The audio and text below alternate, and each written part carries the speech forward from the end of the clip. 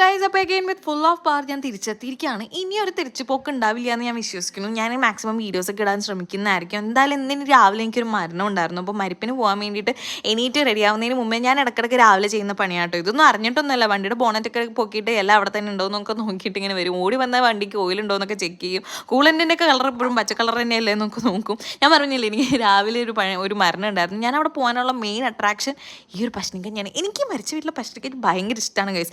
പിന്നെ ഒരുമാതിരി election duty പോലെയായിരുന്നു. അമ്മയുടെ വല്യമ്മയുടെ കൂടെയാണ് ഞാൻ പോയത്. കസിൻസും നാട്ടുകാരായ നാട്ടുകാരുടെ എല്ലാവരുടെയും വീട്ടിൽ തന്നെ കയറ്റി ഇറക്കി നടക്കുമായിരുന്നു. എനിക്ക് അറിയ പോലും ഇല്ലാത്ത കസിൻസിൻ്റെ വീട്ടിലാണ് പോയത്. പിന്നെ അമ്മയുടെ നാട്ടിൽ പോയി.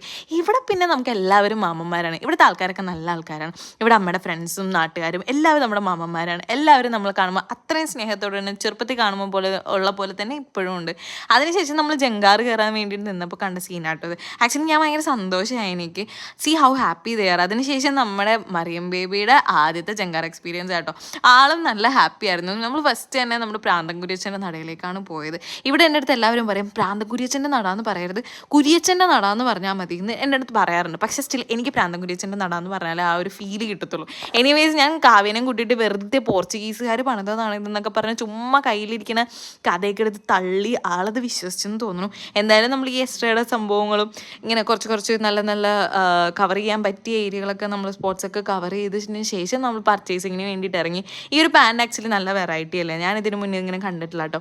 ഞാൻ നല്ല കാവ്യം ഞങ്ങളുടെ കൂട്ടത്തിലുള്ള ആരും കണ്ടിട്ടുണ്ടായിരുന്നില്ല. സോ ഇത് ഉടുക്കാനും നമുക്കറിയത്തില്ല. സോ ആ ചേട്ടനെ കൊണ്ട് തന്നെ നമ്മൾ ഉടുപ്പിച്ച് ഫസ്റ്റ് ഓഫ് ഓൾ നമ്മൾ പഠിച്ചെടുത്തതിന് ശേഷമാണ് നമ്മൾ അവിടെ നിന്ന് വിട്ടത്.